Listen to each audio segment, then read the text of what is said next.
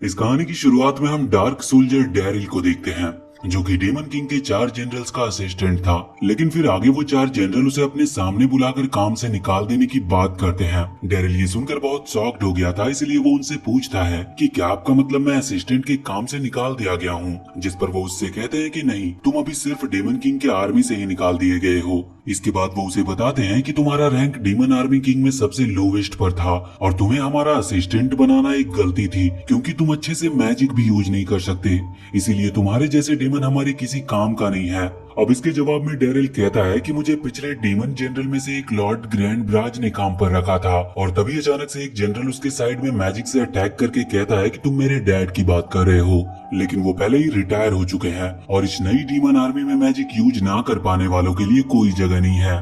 इतना सुनकर डैरिल वहाँ से बिना कुछ बोले बाहर चला जाता है, और बाहर वो सोचता है कि डीमन और इंसानों के बीच में सिर्फ एक ही डिफरेंस है कि डीमन मैजिक कर सकते हैं जो इंसान नहीं कर सकते, लेकिन मैं एक डीमन होने के बावजूद मैजिक यूज नहीं कर सकता। उनकी बात सही है, मैं सच में किसी काम का नहीं हूँ। आगे डैरिल फॉरेस्ट के अंदर जा रहा था और टेंशन में था कि अब 32 साल की उम्र में वो कौन सा काम ढूंढेगा।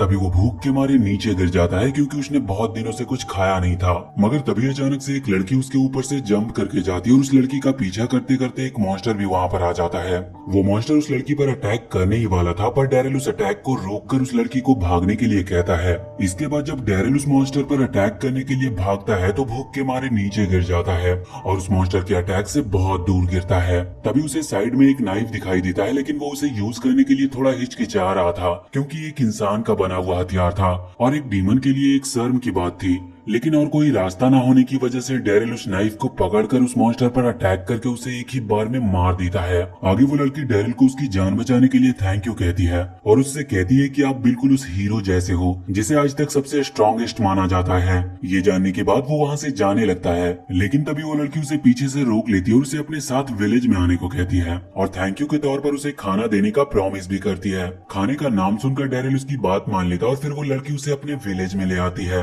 आगे वो लड़की उसे अपने घर ले आती है, जहाँ पर उसके पेरेंट उसका शुक्रिया करते हैं। फिर वो लड़की अपने आप को इंट्रोड्यूस करते हुए कहती है कि मेरा नाम मलिका है। अब डैरिल मन ही मन सोच रहा था कि वो अभी एक दुश्मनों के विलेज में है, इसीलिए उसे अपनी पहचान सबसे छुपानी होगी, वरना वो लोग उसे मार देंगे। तभी मलिका उससे पूछती है कि आप फॉरेस्ट में क्यों थे, जिस पर डैरिल एक बहाना बनाते हुए कहता है कि मेरे पुराने एम्प्लॉय ने मुझे काम से निकाल दिया, इसीलिए मैं बस ऐसे ही भटक रहा था।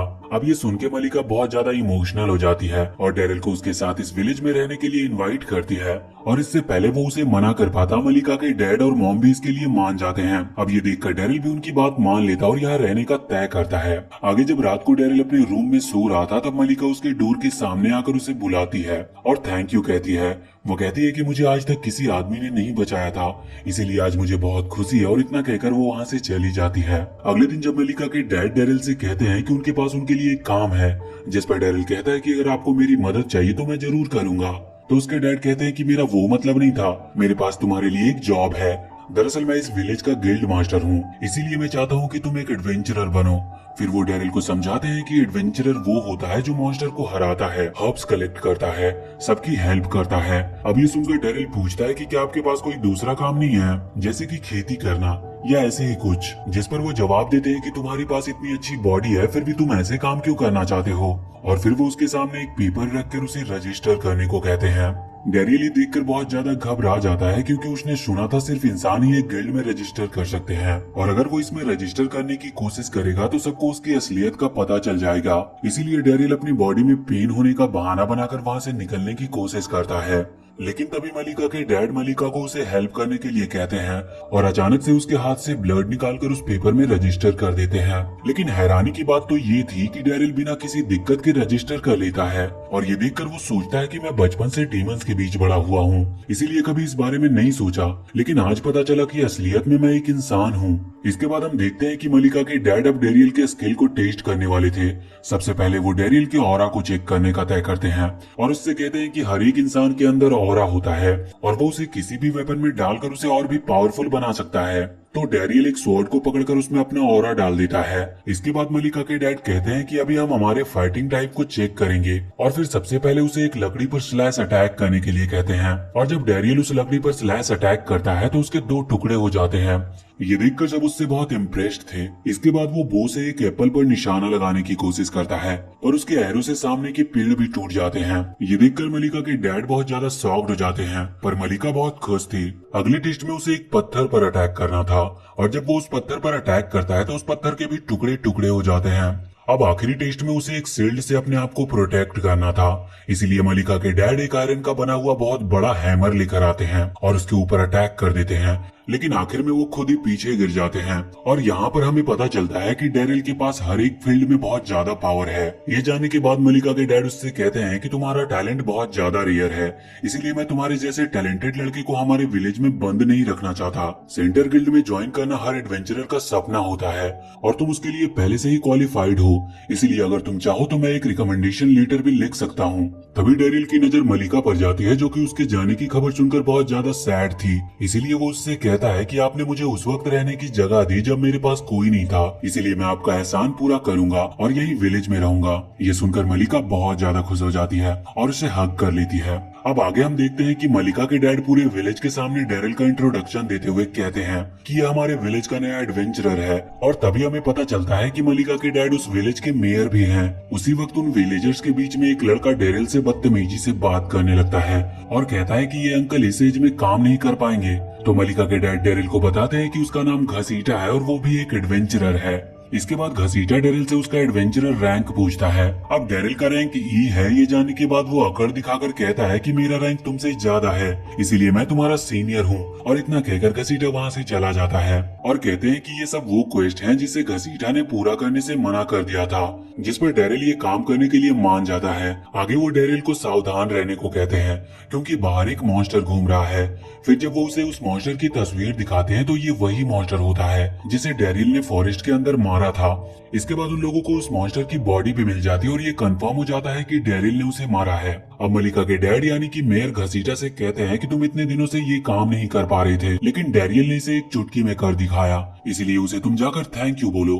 अब ये सुनकर घसीटा बहुत गुस्सा हो जाता है और गुस्से में डैरिल को थैंक यू कहता है, और उसके बाद गुस्से में एक और क्वेस्ट को बिना पढ़े अपने साथ ले जाता है। इसके बाद हम देखते हैं कि मेयर डैरिल के हाथ पर रजिस्टर हुए एडवेंचरर रैक को क्लास डी में प्रमोशन कर देता है, क्योंकि उसने उस मॉन्स्टर को मारकर विलेज को प्रोटेक्ट किया था। तभी वहाँ पर मलिका भी आ जाती है और डैरिल के साथ क्वेस्ट पूरा करने जाने को कहती है, और फिर वो दोनों फॉरेस्ट के अंदर चले जाते हैं। आगे मलिका डैरिल को बताती है कि वो भी एक एडवेंचरर बनना चाहती थी और विलेजर्स की मदद करना चाहती थी, जिस पर डैरिल पूछता है कि क्या तुम इसी वजह से उस दिन फॉरेस्ट में थी? तो मलिका कहती है कि हाँ, तुमने सही कहा। पास के विलेज में एक लेडी की तबीयत खराब थी और उसे मेडिसिन की जरूरत थी, लेकिन घसीटा ने इस काम को करने से मना कर दिया था, तो मुझे खुद ही जाना पड़ा। आगे वो लोग अपनी मंजिल पर पहुंच जाते हैं और मेडिकल हर्ब्स को कलेक्ट करने लगते हैं। तभी मलिका को वहाँ पर एक हिरन के पैरों के निशान मिलते हैं, इसीलिए वो लोग उसका शिकार करने का तय करते हैं। आगे वो लोग जब फॉरेस्ट में बात कर रहे थे तो अचानक से उनके पीछे एक हिरन दिखता है, लेकिन वो एक नॉर्मल हिरन नहीं था। अचानक से वो हिरन वहाँ से जंप करके झाड़ियों में चला जाता है और वहाँ एक मॉन्स्टर से फाइट करने लगता है। तो इस बात का फायदा उठाकर मलिका और डैरिल उन दोनों का शिकार कर लेते हैं। विलेज में सब ये देखकर उसकी काफी तारीफ कर रहे थे, पर घसीटा ये देखकर बहुत ज्यादा गुस्सा होकर वहाँ से चला जाता है, और हमें पता चलता है कि उसने जो क्वेस्ट एक्सेप्ट किया था वो इसी मॉन्स्टर को मारने का था, जिसे अभी डैरिल मार कर आया था। ऐसे ही वहाँ पर कुछ दिन गुजर जाते हैं और डैरिल को अब इस लाइफ स्टाइल की आदत हो गई थी। आगे जब वो गिल्ड में जाता है तो मेयर से उसे पता चलता है कि घसीटा अब कंट्रोल में नहीं है, क्योंकि डैरिल ने 2 बार उसके लिए हुए काम को पूरा कर दिया है। इसके बाद मेयर बताते हैं कि अभी जब घसीटा यहाँ पर था उसी वक्त ये एक अर्जेंट क्वेस्ट आया था, पर ये सिर्फ रैंक सी या उससे ऊपर वालों के लिए थी, क्योंकि ये नॉर्मल मॉन्स्टर से काफी ज्यादा खतरनाक है। तभी मलिका कहती है कि इतने खतरनाक क्वेस्ट को सिर्फ ग्रुप में रहकर ही पूरा किया जा सकता है, जिस पर मेयर कहते हैं कि हाँ, दरअसल ये क्वेस्ट पास के टाउन के लिए है, पर हमें सिर्फ इसीलिए दिया गया है ताकि हम थोड़ा सतर्क रहें। मगर घसीटा ने इसे देख लिया और पूरा करने के लिए निकल पड़ा। ये सुनकर डैरिल कहता है कि ये तो मुसीबत की बात है, क्योंकि घसीटा का रैंक डी है, जिस पर मेयर कहता है कि उसकी टेंशन मत लो, क्योंकि दूसरे टाउन में ऑलरेडी अपना एक ग्रुप उसे मारने के लिए भेज दिया है। तो मलिका कहती है कि अगर ऐसी बात है तो घसीटा को दूसरे ग्रुप के कामों में दखल नहीं देना चाहिए, क्योंकि अगर कुछ हो जाता है तो वो आपकी रिस्पॉन्सिबिलिटी होगी। अब इतना सुनने के बाद डैरिल कहता है कि मैं घसीटा को वापस लेकर आऊंगा, जिस पर मलिका भी उसके साथ जाने की बात करती है, पर डैरिल उसे मना कर देता और कहता है कि तुम्हें खतरनाक कामों को एडवेंचरर्स पर छोड़ देना चाहिए, इसीलिए मैं अकेला जाऊंगा। उसकी बातें सुनकर मलिका मान जाती है और उसे कुछ मेडिसिन देती है, और उसके बाद डैरिल घसीटा को ढूंढने के लिए निकल पड़ता है। आगे वो देखता है कि फॉरेस्ट में थोड़ी दूर जाते ही वहाँ उस मॉन्स्टर के गुजरने के निशान थे, पर तभी पीछे से घसीटा के चिल्लाने की आवाज आती है और वो मॉन्स्टर उसका पीछा कर रहा था। उस मॉन्स्टर को देखकर डैरियल उससे फाइट करने के लिए तैयार हो जाता है, पर वो मॉन्स्टर डैरियल को छोड़कर घसीटा के पीछे जाने लगता है। आगे जब वो मॉन्स्टर घसीटा पर अटैक करने ही वाला था तो डैरियल पीछे से आकर उस पर अटैक करके उसे रोक देता है और तभी वो मॉन्स्टर डैरियल पर अपने टेल से बहुत तेज अटैक करता है, लेकिन डैरियल अपने डिफेंस मैजिक से उसे रोक लेता है, पर इसमें उसके स्वॉर्ड के टुकड़े टुकड़े हो जाते हैं। अब ये देखकर डैरियल कंफ्यूज हो जाता है कि वो उस पर कौन सा अटैक करेगा और तभी वो अपने टूटे हुए स्वॉर्ड के टुकड़े को पकड़कर उस मॉन्स्टर पर फायर कर देता है, जिससे वो मॉन्स्टर वहीं पर मारा जाता है। आगे वो घसीटा की चोट पर मलिका के दिए हुए मेडिसिन लगाता है और उससे कहता है कि फिक्र मत करो, मलिका ने पहले से मुझे उस मॉन्स्टर के पॉइजन का एंटीडोट दिया था, इसीलिए तुम जल्दी ठीक हो जाओगे।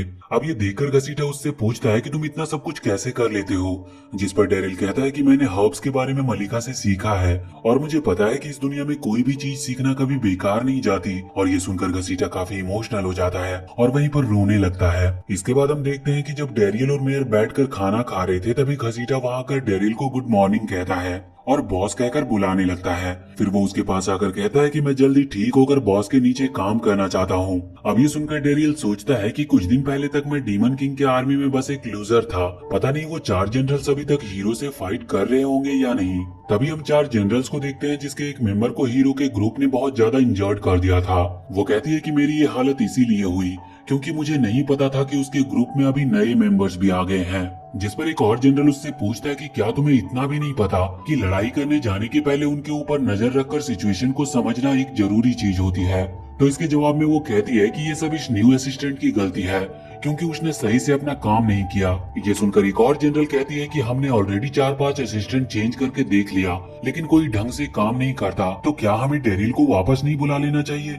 वो हमेशा अपना काम परफेक्ट तरीके से करता था, साथ ही हमारी सेहत का भी ख्याल रखता था और जरूरत के टाइम पे वो हमेशा हमारी मदद भी करता था। अब जब वो चला गया है तो मुझे रियलाइज हुआ कि हमें उसकी कितनी जरूरत है। लेकिन ये सब सुनकर दूसरा जनरल बहुत ज्यादा गुस्सा हो जाता है और कहता है कि मैं उसे कभी वापस आने नहीं दूंगा। और इसी के साथ हम इस पार्ट को यहीं पर एंड करते हैं। और अगर आपको आगे की कहानी जाननी है तो हमें कमेंट करके जरूर बताएं। वीडियो अगर पसंद आई हो तो चैनल को सब्सक्राइब करके बेल आइकन जरूर दबा ले।